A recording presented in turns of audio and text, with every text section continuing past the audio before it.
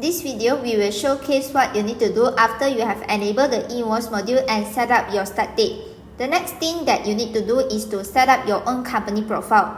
On the right, click on the setting icon and click company profile. Then click edit company info. Next, click tax entity. A small drop box will appear. Click on add button to add tax entity. The tax entity window will pop up, and I will need to fill in the related information here. For example, your company name, TIN number, BRN, SST registration number, MSIC code, address, postcode, city, state, country, phone, and email. 2 reminders for you.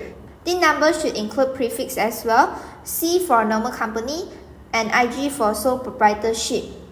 And BRN must key in the new BRN. Please do not bracket and put your old BRN because LHDN only recognize your new BRN.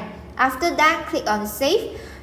So that's all about how you can set up your own company tax profile or tax entity in cloud accounting.